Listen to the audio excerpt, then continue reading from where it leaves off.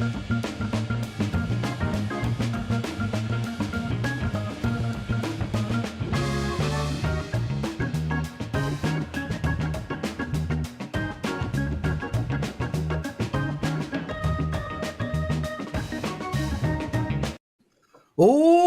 everybody, to WagerTalk Today. I am Lawrence. Prez and Teddy covers is my co-host. I'm excited. We got a great lineup today. Carmine Bianco, right off the bat, a double Carmine. We had him yesterday. He kicked ass. We got him on today. Steve Merril, he will look at the NBA game tonight, one of them at least, the Hawks and the Bulls. He'll also take apart the Angels and the Rays. And Tokyo Brandon joining us with two baseball plays. Shout out to Teddy for winning his 5% play. Shout out to Carm for his. Let's get going. Carmine, thank you for being with us, my brother, and congratulations on an outstanding night for your clients. Yeah, I was pretty happy about it. 4-0 last night in the NHL. Anyone who bought the 5% play, I told him to check the analysis. I was going to give him the other plays I had in the NHL last night. So they picked up 12 units in winners. So I'm pretty happy about that as we head to the playoffs. Man, I'll tell you, your sorry, Teddy, to jump in. Carm, your run in the NHL over the last few months has been outstanding. Just amazing to watch. And yesterday you came on the show. You gave out that Austin Matthews prop of 4.5 shots to the over. I literally forced you to come on today because, well, we give out winning info and not many are winning as often as you right now. So let's get straight into it. The Toronto Maple Leafs against Tampa Bay tonight in a game that I'm fascinated about. Kucherov needs to get one more assist for 100. Matthews needs one more goal for 70. I think they both get it. And I'll tell you why after your thoughts. How are we handicapping this game? So I'm going to touch on the Leafs and the Bruins in a second, but I want to talk about this game here. I think before you bet this game, you need to see what the Leafs are going to do as far as Austin Matthews is. And I know the thinking is Austin Matthews needs to play tonight, needs to get to 70 goals. It's a personal accomplishment and one the team would love to do, but they tried as much as they could last night. They couldn't get him, and they get Tampa Bay tonight in a meaningless game. But if you look at the market in this game, we did Puck Time this morning, and when we went to air on Puck Time, the line was 125. It is now at 145, some places 150 on the WagerTalk live lines on Tampa Bay. The market is moving to Tampa Bay, and that might be maybe there is some info already out. I can't find any on Austin Matthews. The last couple seasons, they rested him down the stretch 1 or 2 games. I get it. 70 is a big number, but the bigger picture here is Saturday against the Boston Bruins.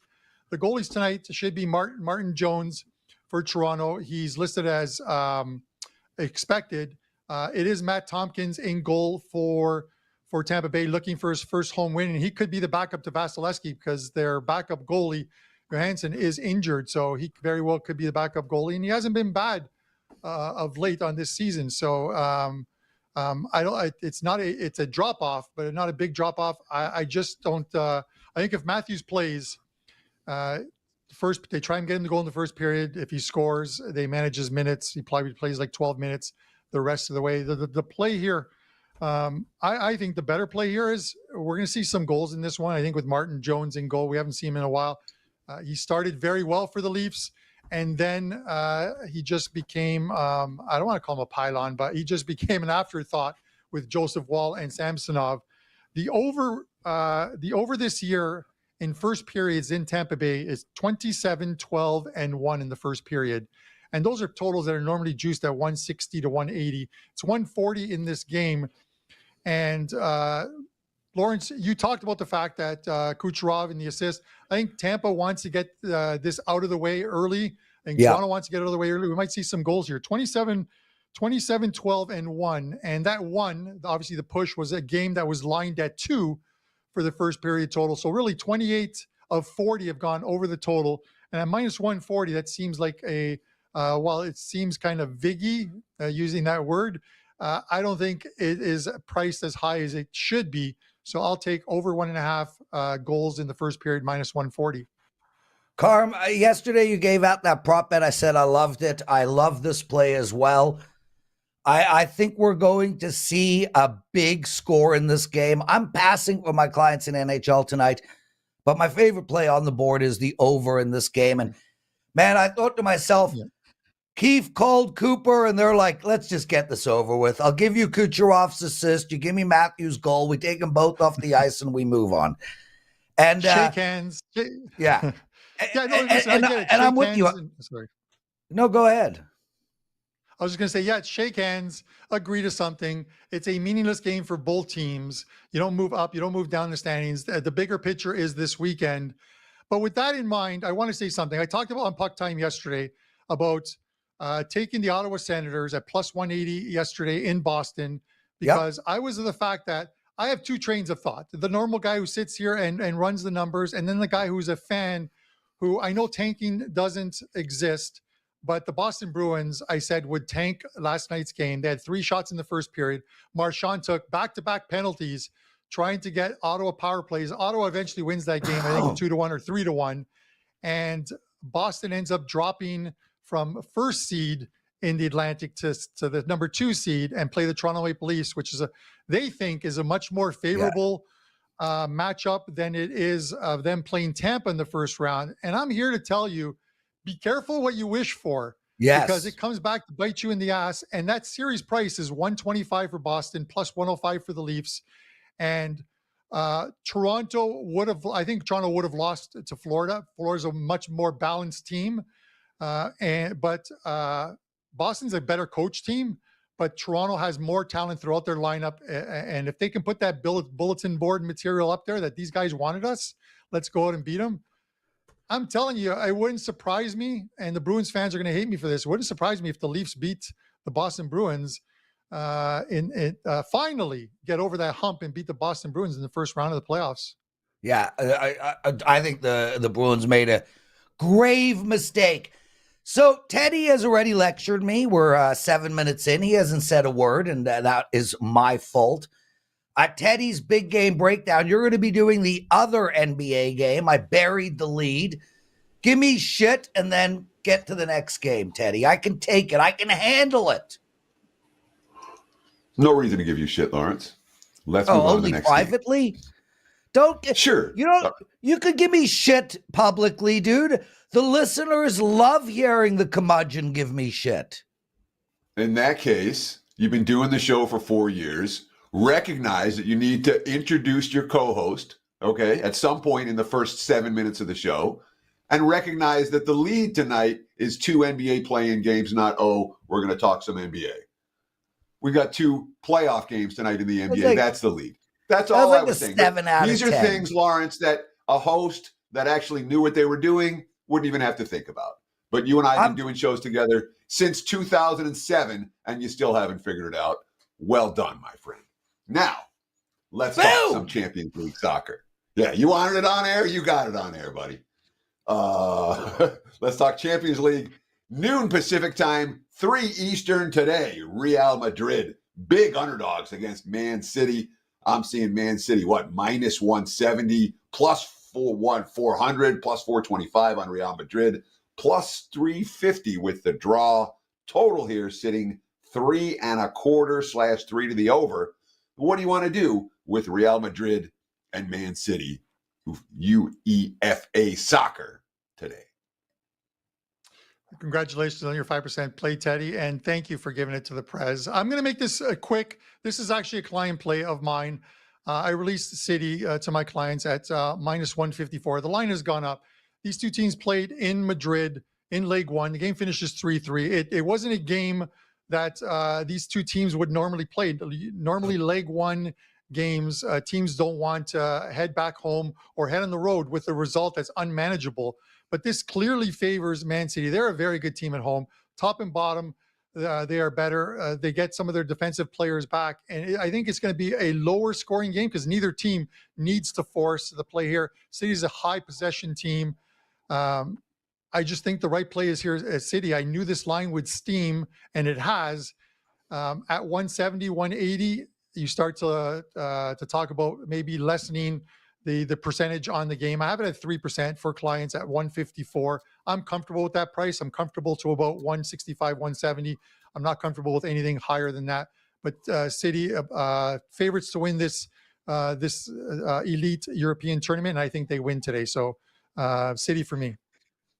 Carmine, thanks, brother. Listen, as I spoke to you about last night, I am now a City fan. Yes, I picked the best team maybe ever assembled club-wise. So that's a little bit pathetic. But I did watch the City documentary, and I'm enamored with Pep Guadalajara. I think he's the greatest coach I've ever seen in my life across all sports. And he maybe is. So I'm with you, man. Go City. I'm going to be watching that game. It'll be the first Champions League game I've ever watched in my life. What do you got to promote, bro? It's Pep Guardiola. Guadalajara is a place in Mexico. Just letting you know, but it's Pep. I get it. You get it right. You call it Champions League, Championship League, but it's good. It's Champions League. Guys, 2 plays up in Champions League. You already got one of them. 3 plays up in the NHL that I really like. Let's see if we can build off of last night's very good night. Pick up a 1-day all access, or our office staff has extended the 188 special, so you can get the rest of the NHL season, which is a couple of days, of course, and all of the playoffs for 188. And I think you get 7 extra days on top of that, the bonus pack. So head over to WagerTalk and take advantage of that. Guys, thanks for having me on. Thanks for joining us, Carmine. Steve Merril still to come. Tokyo Brandon as well. Natural 8 writes, Prez, I thought you were going to dress up a little more. I'm going to dress up a little more. I forgot Natural 8. But I will dress up a little more moving forward. Teddy, so we're going to get to what did bettors learn, but I just want to make a couple of statements. So my clients last night had another winning night. There we go again, 6 of 7, 10 of 12, 10 of 12, yes. But more importantly, my NHL play last night was the Vancouver Canucks. And if you read my analysis, I literally said they were going to win 4-1. This is the second time in 2 weeks I've actually predicted the exact score of a game. Why am I telling you all this? Because I know NHL as well as Teddy knows NBA. And yesterday I told you guys we have a promo up for the 2 of us, and it is up now. We've had a few people take advantage of that. Thank you. But I really think everybody should take advantage of this promotion. Teddy's NBA playoffs, my NHL playoffs, $175 each. This goes till mid-June. This is a great deal from 2 of the best. And Teddy's seeing his NBA incredibly. I'm seeing the NHL incredibly. Head over to either of our pages and grab that promotion because I think you're going to make a ton of money, Teddy. Yeah, I think so too. There's certainly that potential. Yes, Teddy. Now, Lawrence? okay. So we've done this show a million times. Normally when blah, blah, blah, blah, blah, blah, blah. You want me to talk about Bitcoin? What did bettors learn last night? There you go. You preempted my what bettors learn, where I was supposed to hype the package, and instead you just hyped the package. I'm sitting here going, what am I supposed to say? Did you look at the show notes, Lawrence, before the show started? It says watch Teddy sell. I didn't know what you were going to sell.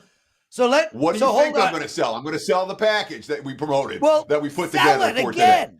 No, Lawrence, you just didn't. You just literally jumped in front of right before what I was supposed to do, did a sales pitch that might have been 1% of what I was going to do, and now my what bettors learned is shot. So no. What should we do? Dan, rewind the show, Dan. I want to hear Teddy's sales pitch. Teddy never does a sales pitch. I'm so sorry. That's the whole. Oh my God! Please do it. I'm begging you to do it. Just do a little one, a mini version. All right. This is what I wrote up. All right. So I don't hype. I don't hype enough. Prez hypes like crazy. I'm just not wired that way. But today, I got to hype. I'm zoned in pretty good right now across sports. Let's call this the Teddy Covers Infomercial for just a moment. 3-0 over the last 2 days. Good. 57 and 27, 68% over the last 5 weeks, plus 81 units across sports. Again, that's 68% counting every play, every day, in every sport over the last 5 weeks. Since November, 216 and 153, above 58%, plus 120 units on nearly 400 plays. The NBA, 18 and 8 with the last 26, 98 and 66, 60% in the NBA counting every play, every day since November. Since 2022, my NBA is 295 and 210, 58%, up 215 units of profit. My MLB, 21 and 9, 70%, up 33 units in my last 31 plays. NBA playoffs the last 2 years, 55 and 35, better than 60%. 5% big ticket plays, 4 and 1, 80% run, 76 and 47, 62% since 2021, 67% in the NBA since 2021. Look, slow and steady wins this race. Get a 30-day all access. Get a Teddy and the Prez playoff package, the best deal going right now. My entire NBA postseason, Lawrence's entire NHL postseason. Win or lose, you know I'm trying. You know I give a shit.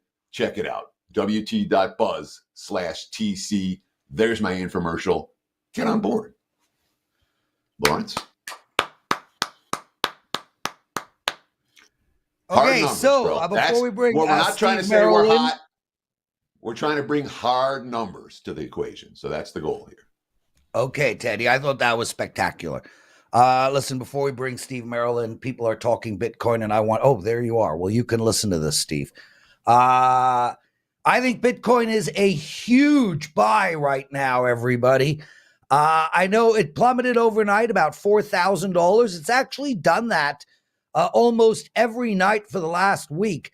It gets up to 64. You go to sleep, it's down to 61.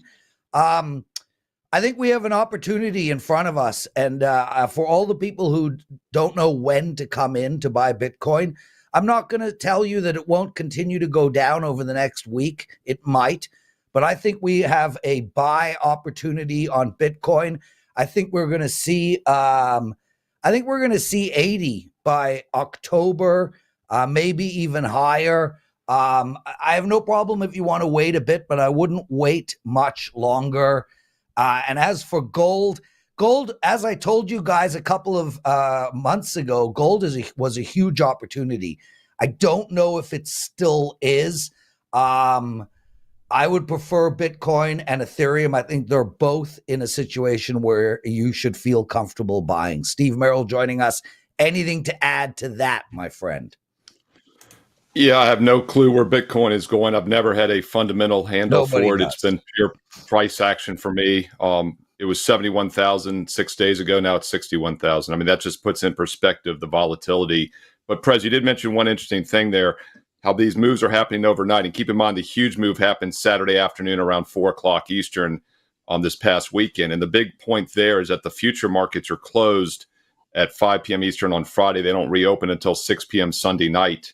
So I think we see a lot of finagling happen over the weekends. We've seen that for years. In fact, when we had the big plunge in June of 22, it was over the weekend into Monday morning. We saw that also a couple of years ago when it got down to those 20s. Remember, you and I we were slacking one time on a Saturday afternoon. Remember a couple of years ago, and it was dropping down to like 16,000. So it's not a coincidence that these happen when the future markets are closed, because I think what's a lot of people are doing is they're putting the trades in end of week, and then they're moving the cash market over the weekend.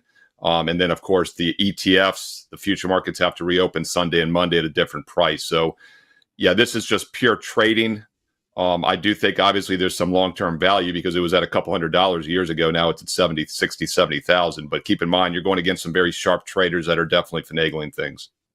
Yeah, and finagling is the word, Steve. Sorry, Teddy. And I know this shit doesn't interest you, but it does other people. You know what's going on in the Bitcoin market is ultimately the big boys, whether it's Street, BlackRock, MicroStrategy, they might unload a couple, here and there. They're unloading. This is a head fake.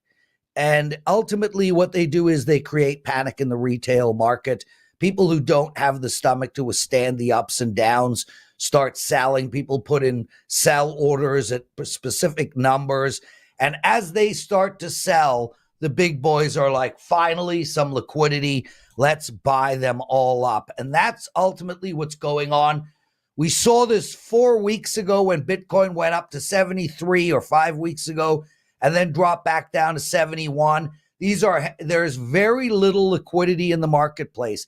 80% of all Bitcoin has not been sold in years. That's only 20% available to buy. Places like MicroStrategy and Street and BlackRock, they can't get their hands on Bitcoin because there's no liquidity. In order to create that liquidity, they put a panic into the marketplace. Retail sellers who can't stomach it sell, they buy it back up, and up it goes. Steve, let's get into some actionable information. We're talking NBA. We got a big game tonight, the Hawks and the Bulls. How do we bet this? Yeah, first of all, I want to remind all the viewers that we have a show here, NBA tip-off show. I believe Andy and Lang and Rob Vino did it this morning. That's up on the channel right now. I'll be back this evening at 4:15 Eastern for the live version with Brian Power. So tons of NBA playoff actionable info on a daily basis. Teddy, of course, is doing his opening line report. I know he's going to be focusing a lot on the NBA the next couple months in that. And oh, by the way, I'm doing a daily NBA video as well for every day of the playoffs. I did one yesterday, did one again for both games. That's on the channel right now. So just another reason to subscribe and hit the bell here on WagerTalk TV for all that great content for the NBA playoffs. I thought this game was interesting to talk about. These play-in games, I think, are very random. Kind of like the NCAA tournament. You know, they're one and dones. We get to the playoffs starting on Saturday. It's a 7-game series. The cream usually rises to the top. But as we see in the NCAA tournament, a one-and-done scenario, random things can happen, especially in the three-point heavy era of basketball that we live in. Sacramento Kings, red hot from 3 last night. They pull the upset at home. Zion gets injured in that Lakers game. You know, now the Pelicans might be in some trouble against the Kings on Friday. Funny things can happen in one-and-done scenarios. Philly and Miami, a very interesting matchup tonight. Philly, the 7 seed, they had a 3-way tie for the 5th, 6th, and 7th spot, so they could have easily been out of the play-in round. If Joel Embiid misses just one last game over the 2-month period, he's out. They're not in the play-in round, so they're a very dangerous team against Miami. But the real bottom feeder game of the 4 yesterday and today is this Bulls-Hawks game. Both teams are below 500. And the reason I point that out is because we have seen high quality games, playoff intensity games have lower scoring results. And we saw both games go under yesterday on Tuesday. Despite heavy money moves, 4 to 5 point moves to the under, they both stayed well under the total. We also have a primetime matchup with the Heat and Sixers. But the one bottom feeder game is this, Hawks and Bulls. And what's interesting, this is the only game in which we've seen the early line go higher from the opener. It opened around 219.5. It's now up to 222. In fact, when I sent it over last night and did my video last night for the 2 games, it was 221.5. Now it's 222.5. Some of the sharper books are now up to 223. So I think this is the game in which the over works. Hawks are a horrendous defensive team. They just can't change their ways. They're not going to win with defense. They have to score with Trae Young back in the lineup. And I think the Bulls will play that way as well. And just using some raw numbers from the regular season, I could easily make the line in the 230 range. So, yes, I do bump it a bit for playoff basketball.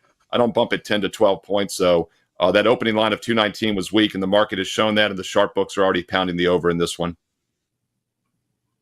So, I mean, these two teams played just a couple of weeks ago in Chicago, very similar point spread range. Total in that game was 221 and stayed under. 113-101 final. So we have at least recent history between these two teams showing that Atlanta plays some defense and the over wasn't the way to go. Now that it's playoff intensity, why do you think that changes? Yeah, it's 2 ways to look at that. I don't know if Atlanta played defense or Chicago just didn't play offense. And I think it was more of the latter. The Bulls were just 39.5% shooting at home. Find it hard to believe that's going to happen again tonight against an Atlanta team that routinely gives up 50% or more. I just don't think the Hawks necessarily fixed anything. And keep in mind, that game had 114 points at halftime. So that was a pace for, 220 plus there in that game on April 1st. Chicago was just 7 for 28, 25% from 3-point range. So I think that was more of an anomaly offensively. And the other thing I'll point out, Ted, is that total was 19 points lower than when they played February 12th. The February 12th total was 240. That was the closing total. It got to 262. Teams played on December 26th. Before that, the total was 235.5, got to 231. So, yeah, I just think this total has been adjusted down too low. And it's a good point you raise. That most recent meeting staying under definitely helped the cause here. But the early money, the sharp money, in my opinion, has definitely been pounding the over.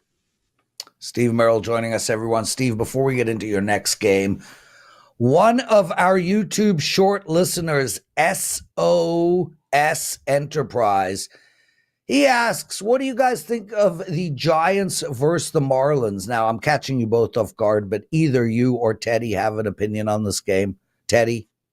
The game already started. I did not have a strong take. All the sharp money came for Miami in early betting action this morning. There was a big sharp move for the Marlins, but it wasn't a game that I came close to playing after San Fran blew that lead yesterday. The initial lead might have been Giants, but I didn't get there. But it's already, we're in the bottom of the first. Yeah. Already. Okay, so let's talk Angels and Rays. Steve, where are you going in this one?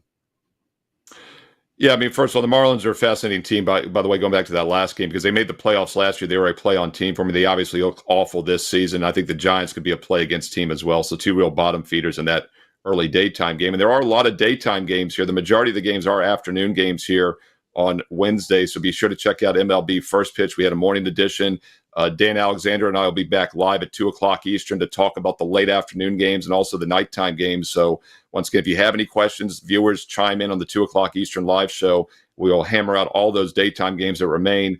I wanted to look at one of the nighttime games here at 6:50 Eastern. Some weird start times in baseball, man. 6:50 Eastern, man. We can't start at 7, won't get home in time. 6:50 Eastern for the 10 people that go to the games in Tampa Bay. Tampa's another team that maybe we got to be careful with. The Astros are obviously off to a very slow start this year. Tampa's been a powerhouse in recent years. They're just 10-8 here. Angels 8-9 actually might be a good start after losing Ohtani. A lot of people thought they wouldn't show this year. One thing that jumps out to me, though, is both offenses have been suspect at times this season. And you look at the bullpen, though, for the Rays, just like the Houston Astros, who have been underachieving, the Rays bullpen has been awful, and that's been a strength for them over the years. 6.3 ERA this season. Angels, meanwhile, a 4.8, very mediocre. So the question becomes kind of like with Houston, does Tampa turn the corner, or are they maybe on the bottom half of their long run that they've had for several years? Those bullpen numbers are very concerning. I think the Angels could be a live dog in this game at plus 105, and I need to see more from Tampa before I'm going to start backing them anytime soon. Well, let's talk about early bullpens. When it comes to the first couple of weeks of the season, right now, when you look at bullpen stats, how much do you take away as randomness and how much you take away as, hey, this bullpen is really good, this bullpen is really bad? When it comes to, what do we got, about 2 weeks worth of stats, 2.5 weeks worth of stats for these pens? Are we making full season opinions about the state of these bullpens based on the first 10, 15% of the season? Definitely not. It's an excellent point because it's a very small sample size, and where bullpen data is tricky is that you're not getting the same relievers every game. In fact, you really, for the most part, have no clue who's going to pitch in a game. You could sometimes know who's not going to pitch, right? If a reliever's maybe pitched back-to-back nights, you could take him out of the equation. And if it's one of the better relievers, I think that's something worth doing. If it's one of the weaker relievers, I'm not sure it helps your handicap much. But yeah, I'm not going to read too much into it, but Houston's another good example. Houston's got a 5.7 ERA. They brought it down slightly for the season, but they're still 6-13 straight up. So I think we have to be extra careful with teams like Houston and Tampa, who have really, in my opinion, had very good runs the last several years, almost a decade now, because of the strong bullpens. With Houston, for example, there's no question. That World Series a couple years ago, I thought was mostly bullpen. So it's a huge red flag for me when teams like that rely on the bullpen are having bad starts. Doesn't mean it's going to continue. Doesn't mean they're automatic fades, but it's very tough for me to back those teams until I see otherwise. Well, got a cough there. Right Steve, there, I think I'm getting a cold. Teddy would hate for you not to be all right and lose your voice. So we got to take care of that now. I got the gray shirt on. All I need to do is put the headset on and nobody would notice it's not the Prez. So we could just. Oh, yeah, right. Yeah. We have the exact same personality. Steve Merril, what do you got to promote? NBA playoffs are here. Pay attention. I love the NBA playoffs. I've said this for decades. If I was on a desert island and I had to pick one sport to handicap for a couple months, the NBA playoffs have probably been the most reliable, consistent moneymaker since I started in the mid-'90s. Things have changed. Teddy will tell you the zigzag isn't a blind play, but the modified zigzag still works. And there's situational analysis I use that continue to work year after year, decade after decade. I love the NBA playoffs. And oh, by the way, I do pretty well in the NBA in general. Last year, all NBA was 103 and 63, including 29 and 17 in the playoffs.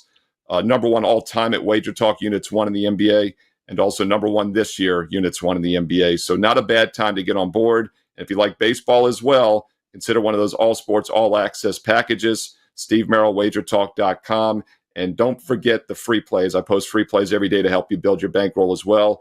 Available right now, Steve Merril, WagerTalk.com.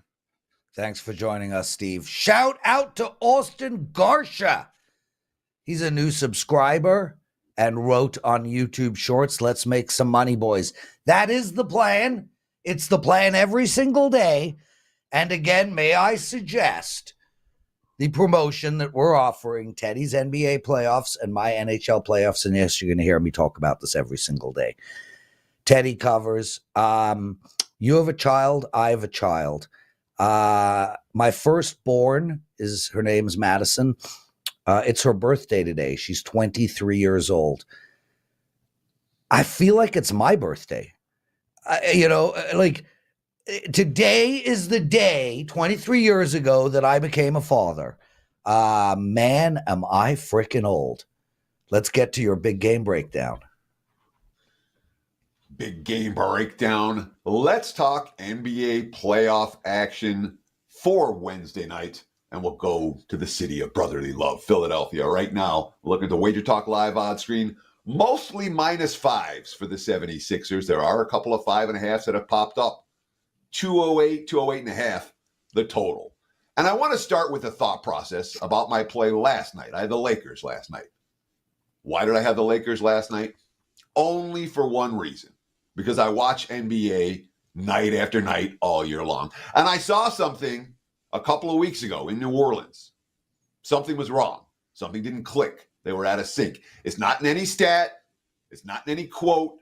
It's something that I saw while watching these games. And obviously, I watch a lot of NBA, so you notice things. My mental thing was fade New Orleans at home until proven otherwise. And we've cashed multiple tickets doing just that, including one last night. I have no stats for this other than Philadelphia is 6-0 straight up in ATS with Embiid, with Embiid starting in April.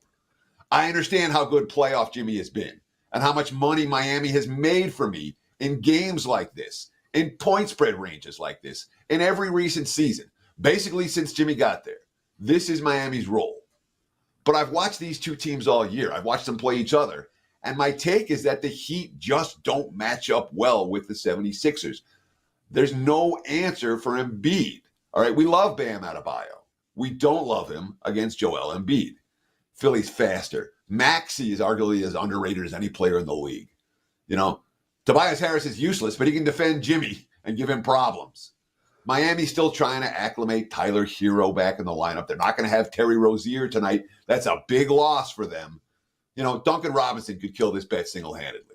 Miami's a team I hate to bet against in this point spread range. They've been so good for me in this range over the years. And yet, the only way I can go in this game, Philly minus the points. That's the lean. That said, it's just a lean. The real bet is on the other game. Check out WagerTalk.com for all your analysis. Thanks for watching. Back to you, Mr. Prez. Teddy covers. Let's keep this show moving. Tokyo Brandon joining us. Nice to have you, my friend. What time is it?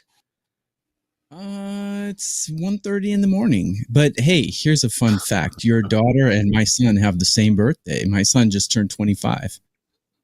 Oh, fun fact. I hope they never date. Yeah, let's hope so. He's a nice kid. No, I'm only kidding with you. My daughter actually has the most incredible boyfriend ever. They've been together forever. I call him my son-in-law. He lives in our house. I've made it very clear that if they break up, we get him. She can go.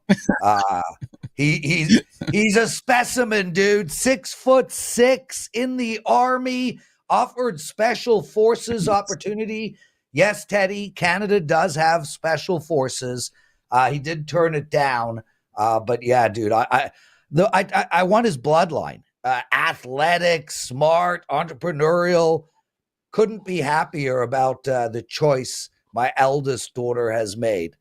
We'll move on They're from my called youngest Mounties daughter. in Canada, from what I hear. What? They're called Mounties in Canada, aren't they? No. Oh, God. Okay. Okay, Cubs, Diamondbacks. Let's go. Okay. I've had some success doing these strikeout props, so I'm going back to them. My unders are killing it. Made me number one in MLB in the last 30 days.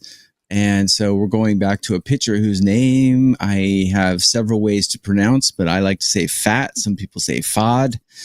I don't know how to say his name, but I'm going to call him Pfaadt. So Brandon Pfaadt takes on the Cubs today, and his strikeout prop is 6.5. And if you look back to how he's faced the Cubs in the past, he's never hit 7 strikeouts against them in 2 starts last season.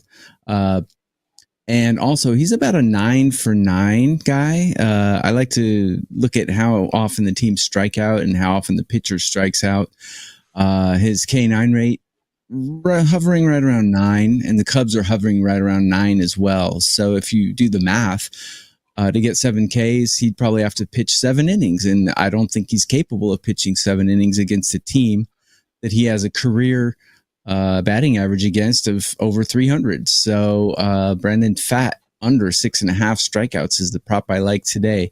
I have a 4 MLB play package today, and I'm giving 2 of the plays out here today, and that's one of them, a client play, Brandon Pfaadt under 6.5 strike. So Tokyo, we got another question come in from the YouTube Shorts chat room. Firstly, Chris Salzar mentions happy birthday to my daughter. Thanks, man. Appreciate it. He wants to know, do we go, and Teddy, feel free to wade in here. Do we take that game over Diamondbacks and Cubs? Or no, does Diamondbacks over the Cubs? That's what he wanted to know. Do we bet the Diamondbacks here? You asking Teddy or asking me? You first, then I have Teddy. no Then take. Teddy can do his follow up. My lean was Chicago, and I decided not to pull the trigger. Neither team has anything resembling a bullpen left today. We've got 2 pitchers who are not very stable. We got 2 bullpens that are not performing well. So the game over, I think, would be a more reliable play than either one of the sides. I would take the Diamondbacks over the Cubs. Maybe. No, I wouldn't. I take an over before I take a side in this one.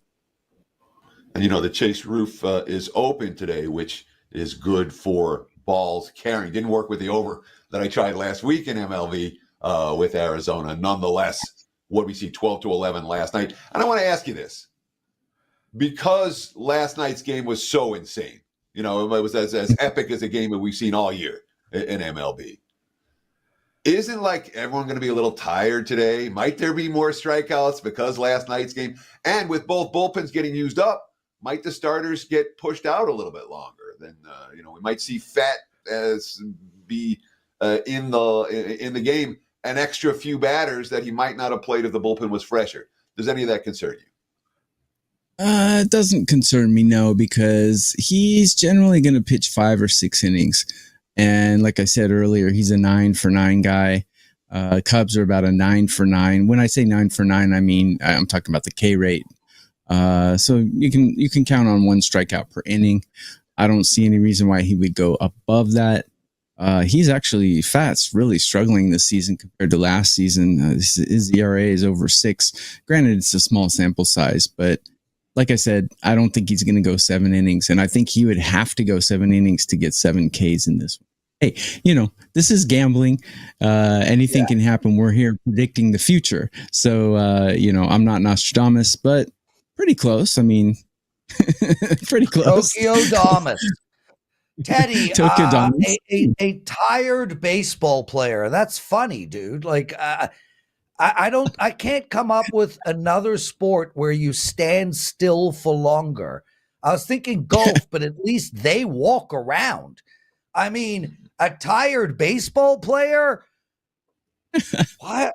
I mean, these guys play hockey all night, go into overtime, and the next day they play again. And These dudes stand around. Oh, I hope they hit the ball to me this time.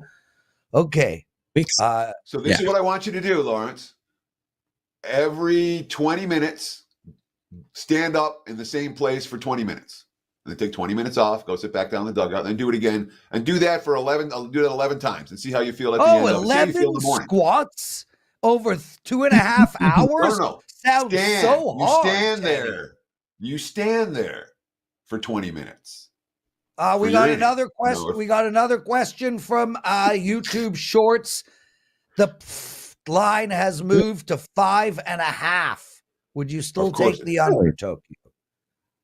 5.5. Not so sure I'd take that, because again, when we go to the 9 for 9, as I'd like to calculate this, and Chicago is right at a 9 for 9. And actually, if you look back last year, he did get 6 Ks in one start against the Cubs. So I probably wouldn't do 5.5. Okay, let's get to the next game. Cardinals, A's.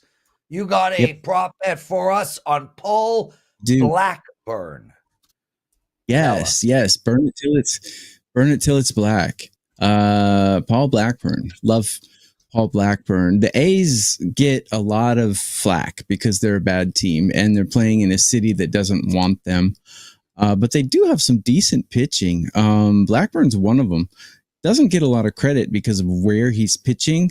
But if you take a deeper look at Paul Blackburn and what he's doing, really good pitcher, actually. And he has a decent history against the Cardinals, although it's a small, limited history.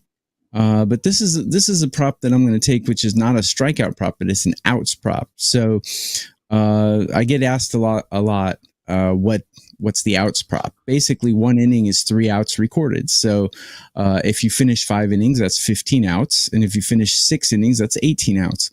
If you look at Paul Blackburn's starts, especially this season, he's going very long, 7 innings, 6 innings, 6.1 innings. And these are against teams that can actually hit the ball quite well. Washington, Detroit. I know they don't get a lot of credit for being good teams, but Washington is a great team to take the team total over because they'll hit it a lot and they're always an underdog. So you'll get a 3.5 for Washington a lot, and they hit it. So they're a decent hitting team. And he goes 6. He gets 19 outs against Washington. He gets 18 outs against Detroit, and 21 outs against Cleveland. So today, his prop against the Cardinals is 17.5 outs recorded, which means will he or will he not finish the 6th inning? I like him to finish the 6th inning here. He's got good stats against the Cardinals, and he's a guy. He's extremely efficient. If you look at pitchers, generally when they finish 6 innings, they're in the 100 range of pitches thrown. If they finish 5 innings, they're usually in the 90s range or 80s. This guy, I mean, he's 6.1 innings complete against Washington in 90 pitches, 6 innings complete against Detroit in 85 pitches. That's almost unheard of. Extremely efficient pitcher, Paul Blackburn. The Cardinals have a decent lineup, nothing to write home about. I rank them 20th out of 30 teams. He's got a decent history against them. So Paul Blackburn over 17.5 outs is my next client play that I like. He's going to finish 6th here. So I want to ask you about this because the last time you were on, you talked about Musgrave under 18.5 outs and the line had moved to 17.5 and it landed right 18. Yep. Here we have Pfaadt 6.5. And then it moves to 5.5, and we're talking. Yes, we like under 6.5, under 5.5, not so much. How much are these 1/2 of us? 1 strikeout or 1 out.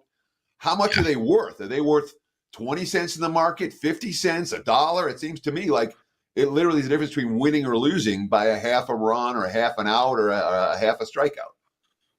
It really is. I can't put a money value to a half out or a half of a strikeout. However, I can give advice to our listeners and our watchers regarding this. The difference between sports betting and playing blackjack is when you're playing blackjack, you have to play the hand that's dealt to you. But in sports betting, we can choose our hands. There's 30 MLB teams out there. There's generally 10 to 15 games every day. You don't have to bet every single game that's dealt to you. You can have the option to give the cards back to the dealer and take a new hand. So when that strikeout prop goes to 5.5, give the hand back to the dealer and bet something else is my advice. This is the great thing about sports betting is we can choose which games we bet instead of being forced to bet everything that's out there. A lot of people, like the people who are asking, hey, what do you think about Chicago against the Diamondbacks? Do you like the over-under and whatnot? If it's not a play, I don't like it, and I don't have an opinion on it, is basically what I answer everyone, because, we have many games to choose from. You don't have to bet every game, and if you're betting as a fan, because I like the Yankees, I'm going to bet the Yankees game today, you're going to lose. So you got to bet the games you have an edge in. You have to bet the games you have value in. And it's not blackjack. You don't have to bet every game out there, which is the beauty of sports betting. It's why we're successful. Tokyo Brandon, nice analogy. Great to have you with us, my friend. Elijah Bennett, we did get your question.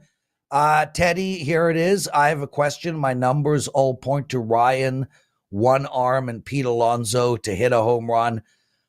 Both firing about 15 degrees and 90 plus miles an hour against piss poor opposition. Is that something you would consider? I would never. I'm never asking a player to hit a home run today. It's not what I look for. Yeah. It's just not. I mean, that's not how I handicap MLB. So best of luck if you make the wager. It's not anything that I look at. It really isn't. There we go. I have a comment. Even the best batters in MLB will hit a home run 1 out of 17 at bats, which if you break it down, that's almost 5 games. 20% chance to hit a home run today, and that's Shohei Ohtani. That's one of the elite players in the game. So if you don't get plus 400 or better on a home run prop, never bet it. It's a sucker bet. That's all I'm going to say. I mean, even the best of the best in NHL have less than a 20% chance of hitting a home run today. So unless you're getting plus 400, plus 500, these home runs for plus 280, and it's just sucker bet. I mean, you might win it, but you're not going to win in the long term. And if you're doing this in the long term, if you're a serious sports bettor, that's how you lose money. If you want to have beer with your friend and watch the game and hope he hits a home run, God bless you. Tokyo, I agree 1,000%, and I say the exact same thing about these NHL goal bets, sucker bets. They're just mathematically terrible bets. Elijah, thanks you. That was a great answer. Guys, Tokyo Brandon, number 1 in all sport profit in 2021, 2022, and this current year, 2024. Number 1 in MLB the last 30 days. I don't know if you've gone or you're still here. If you're here, what do you got to promote? Yeah, I got, like I said earlier, I got 4 MLB bets out today, and I just gave you 2 of them, but you can go grab my 4-play package to get the other 2 for $19. I'll have some KBO tonight as well. I'm the number 1 profit KBO capper at WagerTalk as well. So thanks for having me, guys, and let's win some money today. There we go. Teddy covers. What a show, bro. We did not get to 100 likes. But I am doing the penalty box segment right now. So in a few hours, it'll be up, and that'll give you guys all of my NHL thoughts. Take us home, bro. Sure. That's going to wrap it for what day is today? The Wednesday edition, the Tuesday edition, all these days are running together. That's going to wrap for the Wednesday edition of Wager Talk Today. Yeah, it was $2 Tuesday yesterday. Today is Wednesday. Thank you so much for taking time out of your busy day to spend with the team here at Wager Talk. We'll do it again tomorrow. Same time, same channel, 9 a.m. here on the left coast, noon for you back east. Between now and tomorrow's show, enjoy the games and best of luck with all your wagers.